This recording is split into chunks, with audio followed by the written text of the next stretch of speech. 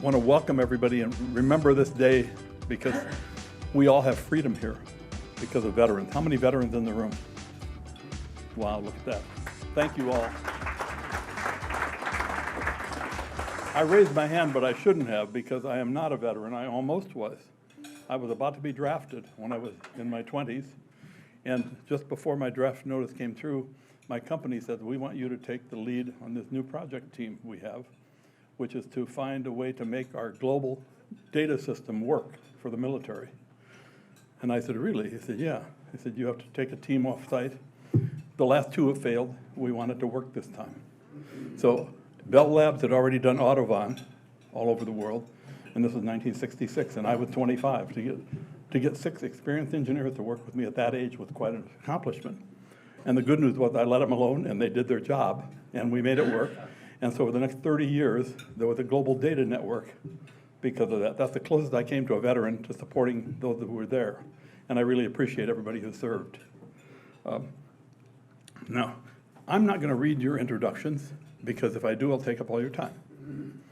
I'd like to have the panelists each come up and join me at the table, and then we'll take turns, and you can introduce yourself briefly, because some of you, like I started reading Hugo's, and that would take me 5 minutes just to go through his adjustment. So please come up and join me at the table, and we're going to have this. I hope each of you will talk about something that's very meaningful to you, to give us a window into your mind when you were in the service or what you learned because of your time in the service. I was an Air Force ROTC, by the way, and I learned how to lead a flight of 20 people and not get them off the highway when I shouldn't have. That's the closest I came. Let's see now. How are we going to do this? Should we go with the youngest first or the oldest first? Who wants to go first? Walt? I don't mind. So. You look good. Oh, well, thank you. You're probably the youngest at the table, by far. He's also a new Rotarian. And a new Rotarian. Yeah, well, I didn't know him. That's why I had to match the face with what I looked up for your picture. So welcome to the club. Thank you. And thank you for coming with us. Just remember, folks, as a fellow told me, Europeans, heavily Catholic, said to me one day, he's a Frenchman, he said, do you know that I survived because there are 2 people in this world that would give up their life to save mine? Jesus Christ and the American soldier. Pretty prophetic feeling. So thank you all for your service.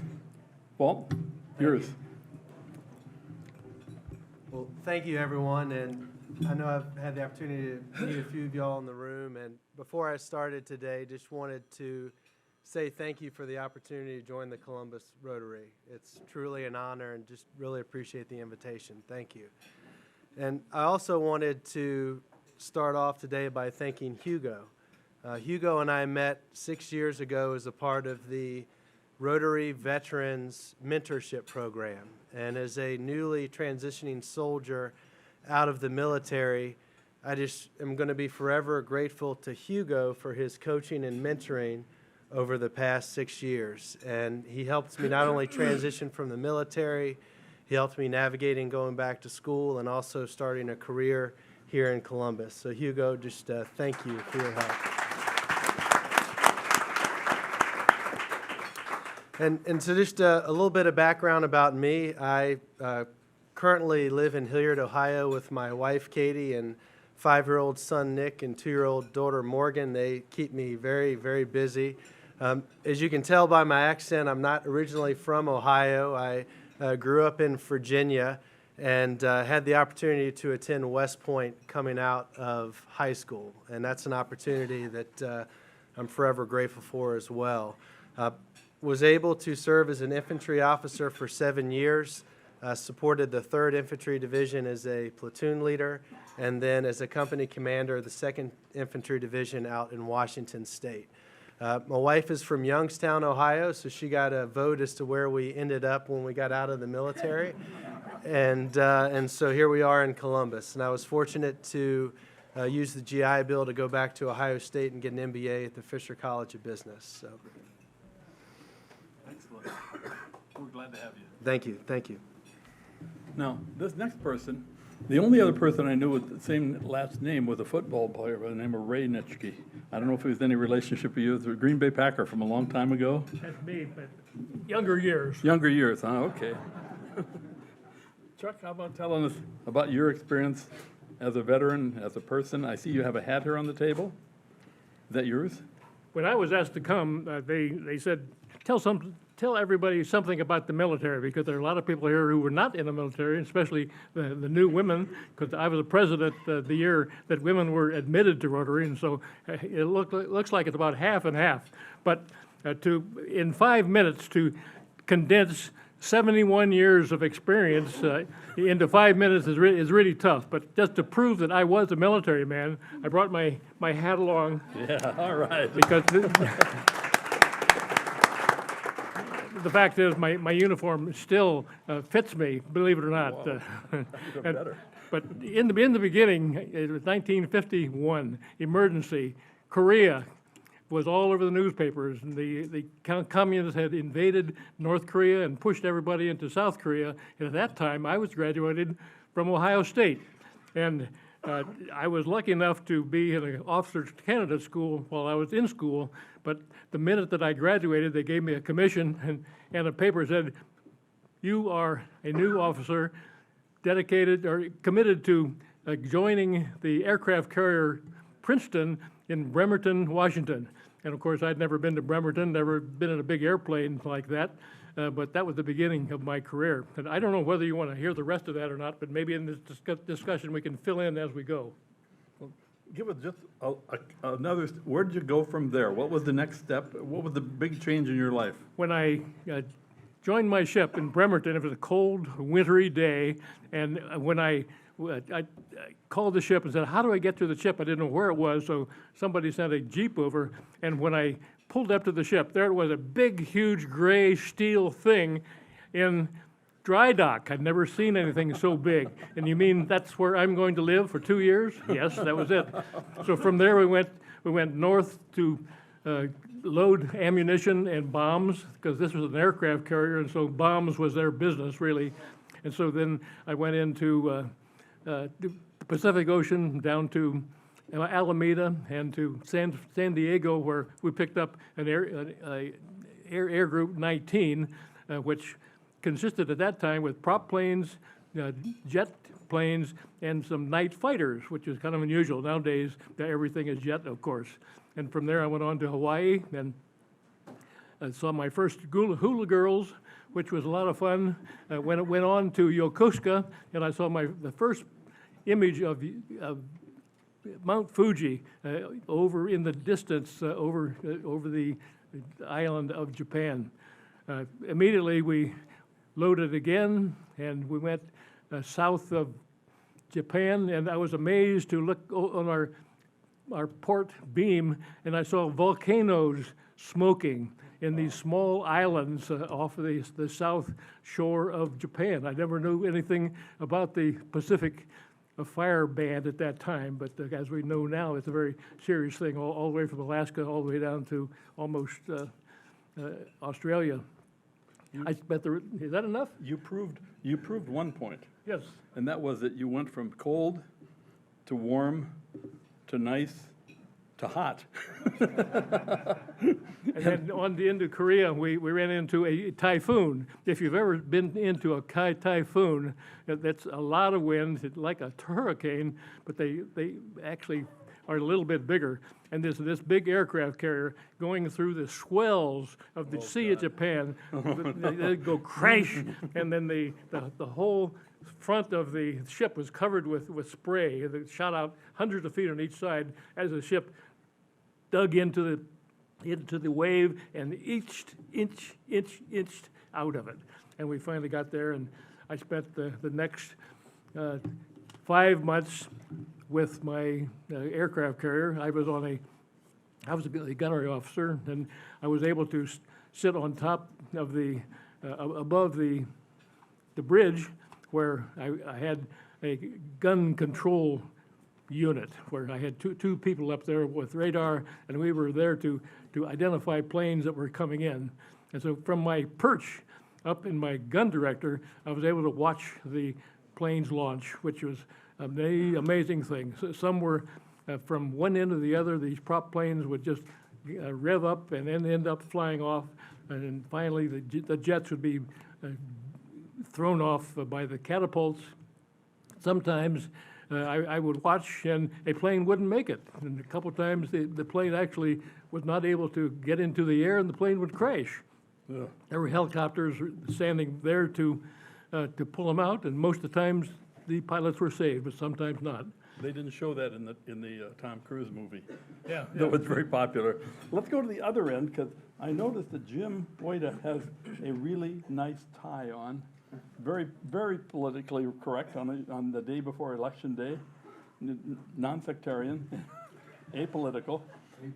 Tell us about your time, and I'm gonna save Hugo for the closing act. I think I come at it from an opposite direction where people went to college first. I wasn't ready for college first. I needed discipline, is probably the best way to phrase it, and thought about the military and joined the Air Force. It was a wonderful experience, humbling. They, in basic training, they test your limits, but in a good way, though. They want to push you to see how much pressure you can take before you crack. And it's an experience I'll never forget. I learned a lot, and it helped guide me to what I do today, helping people get jobs. But with the military, what I learned from them was discipline, time management, patriotism, humility. When I was in, they bombed the barracks in Lebanon. It's 1983, I believe, 82. And they crashed the barriers at the base, but the Americans didn't learn the lesson that the British learned from Northern Ireland, where they had the strips up to prevent a truck from running the gate. But after that, they did. But all the bases around the world went on alert. So it was the first case of something possibly happening. And when he joined the military, I joined during peacetime, so you could most likely be in during peacetime, but you have to be open to that option of being at war. And it was pretty serious. All bases around the world went on alert. I was in England, so we had 40 or 50-gallon drums that were filled with cement that we would lay out every 40 yards to the entrance of the base so no one could ram the base. They had to slow down and make an S pattern. So there's time to stop someone, God forbid, if something were to happen. But the lesson I learned was to value freedom, but also time management. I knew I wanted to go to college. I joined for 4 years. The military, you can either join for 4 years, 6 years, so 4 active, 2 inactive, or 6 years active. And at that time, the rule of thumb was if you went past 4 years, you stayed in for 20, because why would you quit? You're close to retirement.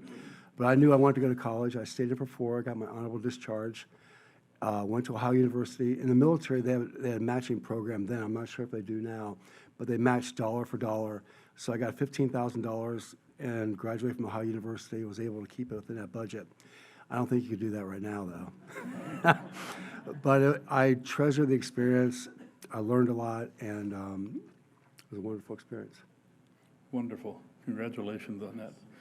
Now, the last person, I know one thing about him, and that is the word intelligence is a key factor in this man's life and career.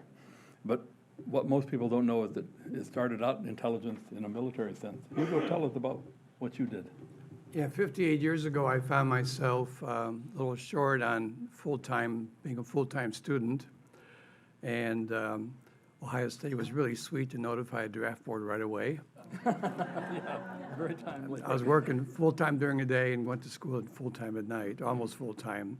So I was out, and jokingly, I'd call myself a draft dodger, because I was going to be drafted. So I enlisted in the Army, went to Army Intelligence in Cleveland, and they started processing, and the very first document in my military file is a note to the draft board: leave this guy alone, he's one of us. So I got in and went to Fort Jackson, South Carolina for basic, and then went to Fort Holabird, Massachusetts for Army Intelligence School, also called Spy School. Really neat place. And after that, I went to New York City and in civilian status. So that's why even my field jacket is still new. I hardly ever wore it. So in New York City, I was in civilian clothes, lived in a civilian apartment, worked in Manhattan, lived in Queens. And really nice tour. So I enjoyed New York, got to see USO shows. No, I'm sorry, from USO I got tickets to all the Broadway shows for free. So you could sign up at noon and see what's available, and you'd get a ticket. So that was fun. From there, I got sent to Boston area and spent 6 months there, and I went to Vietnam and spent about 4 months as a combat advisor with MACV, with the Vietnamese 21st Infantry Division, and survived Tet. That was pretty gruesome. And after that, I got a classified telegram to report back, and then my boss loaned me to the CIA, to the Phoenix program, and spent the rest of my tour, again, back in civies with the Phoenix program, which is, well, it's an intelligence and operations program, a little private army. Very interesting duty. So overall, I found discipline easy. I was in Boy Scouts. My father was an ex-Army officer. I was raised by Jesuits, so discipline came pretty easy. I found the Army experience pretty much a complete crash course on life. You see everything. You see the good and the bad. You see CYA, cover your rear, careerism, incredible dedication, incredible poverty in Vietnam of civilians caught in war. I took a lot of photographs, also wrote almost 24 poems when I was in Vietnam to kind of capture my feelings. And they were still very, very poignant. Found the military experience a chance to find yourself, to test yourself, test your values. A lot of challenges to your values of what you do, what you don't do. You face death and you face fear like you've never had fear before. First time we were attacked, my body shook. I just couldn't even control it. But you get over it. Say, I've been trained, I know what to do, and pull yourself back together. You come to terms with it. So it was a good experience. I got back, came back to Ohio State, got admitted, and got the GI Bill. I didn't have to work, and went back to school, and the rest is history. Thank you. Now, what I'm going to do, while each of you thinks for a minute, you have time for questions, I'm going to relate what they triggered in my mind. 25 years ago, I was on the USS Arizona on this day. And you could literally tangibly feel the vibes from that place, what happened. We can't imagine it unless you actually been there, and I wasn't there. You couldn't imagine it. A few years before that, I had landed in Seoul, Korea at the airport, and I was a naive American. First time I ever see people greet you at the entry thing with a machine gun on the ready. You know, that made you blink. What are you going to do with that? You going to take my luggage? I hope not. And then I had the good fortune to be able to go to China and see how they run things there and make me really happy that America is where I live. So now we have time for questions. We allowed 15 minutes for questions. Who would like to ask a question of these wonderful veterans? Because I have a ton of them, but I'm not going to use them unless you want them. You want to hear the rest of my war story? Yeah, go on. Tell us some more of it. On the way to the Sea of Japan, I became a part of the Task Force 77, which was a major Navy task force at that time. Many times there were as many as 4 carriers in our task force and 12 or 16 destroyers. They were always ready for any enemy planes that might attack us, but nobody ever did. And the most difficult part of my whole career was having breakfast with all of these officers. Many of them were pilots, and the next morning I would find somebody was missing, and there was rumors that he was shot down and didn't make it back. And during my first cruise, I lost 19 friends in one cruise, which was just amazing. But in the meantime, I had a wonderful fiance at home waiting for me, and so I made a reservation to call Columbus. It cost $12 for 3 minutes of conversation from a little phone booth in Tokyo. It said, Sally, how are you? What are you doing? And so we had to talk to bring each other up to date for a whole year of not seeing each other in 12 minutes. And the result of that was, let's get married the minute I get back. Which, I'll applaud that one too, which we did. And I had a 30-day leave of absence away from the ship. We were married. We got back to San Diego. We stayed for about 10 days. Sally's mother died, and she had to fly back to Columbus, and I didn't see her again for another year, which was difficult. On the second cruise, I lost 11 friends, 11 pilots. And that, again, got home to me, because here I was enjoying, basically, my wife writing letters, watching the world go by while these guys were risking their lives for me. And I was very, very hit by that. A couple interesting things that happened. We did have a R&R in Hong Kong one time, and we happened to hit just the right time where QE2, that is Queen Elizabeth II, was being brought in as queen. And so Hong Kong was completely covered with banners and flags and everything else. And as we pulled into Hong Kong Harbor, I was pretty proud. I was on a catwalk above the hangar deck inside, and our band was playing the Star Spangled Banner, followed by God Save the Queen, followed by Les Messieurs, which is the French national anthem. And it kind of made me realize that America was not alone in this world, but we had the whole world with us at the time. And I think that's pretty much the case right now. We are not alone in this war that we find ourselves in now. But an awful lot of other people are feeling these problems. So as part of the payoff, our ship received 5 battle star citations. We had been in 5 major battles, and so I got 5 little gold stars on my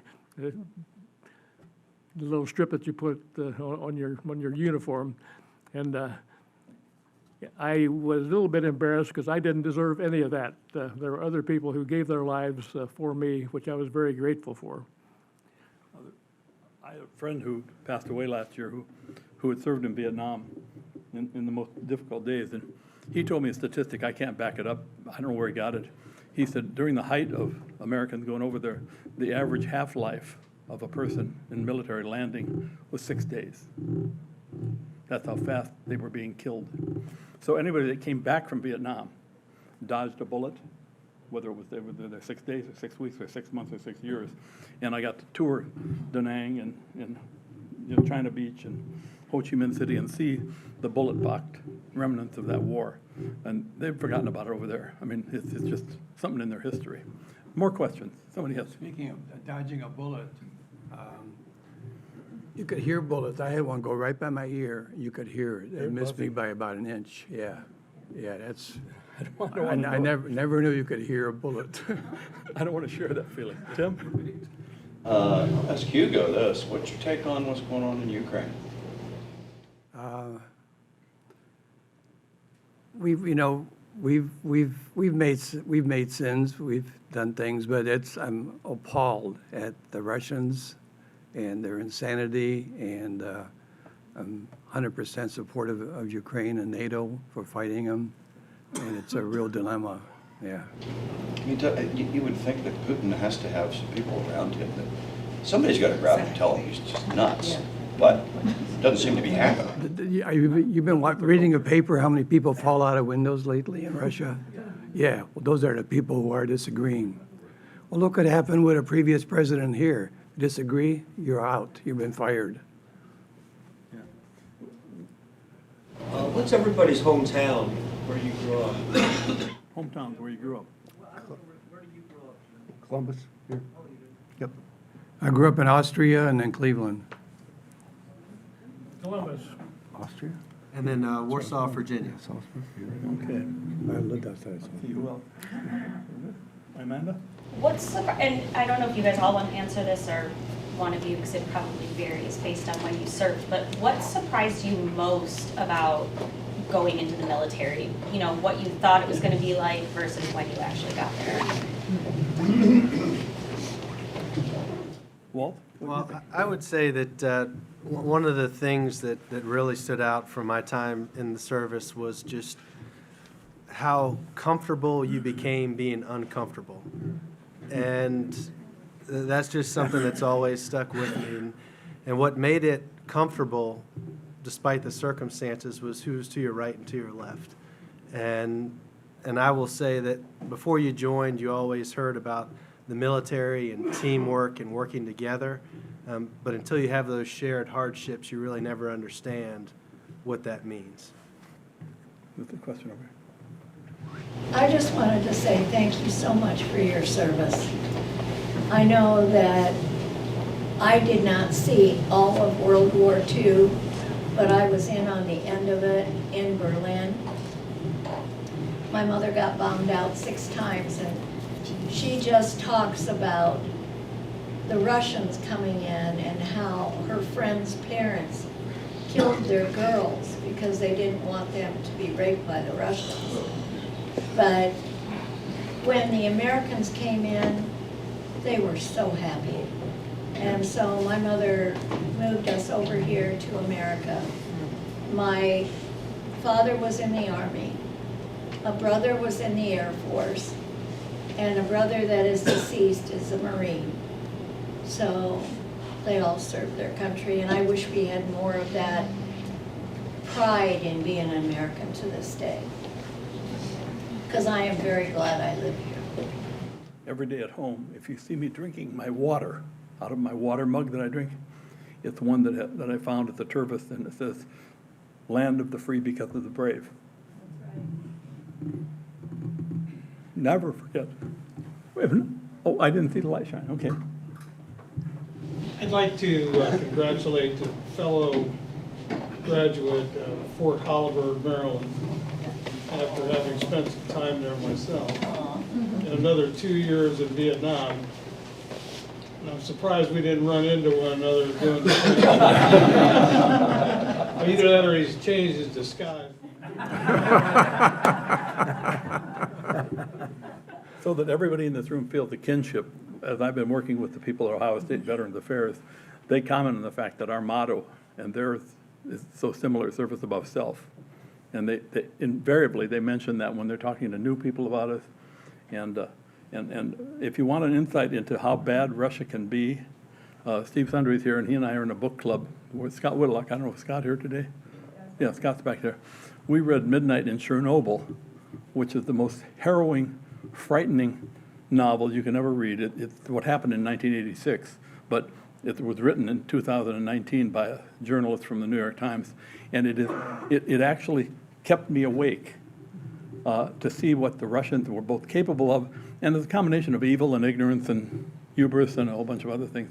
But these are the people that keep us free to meet like this, to talk like this. So I'm going to turn this back to our president, Dana. Thank you, gentlemen. We appreciate your service.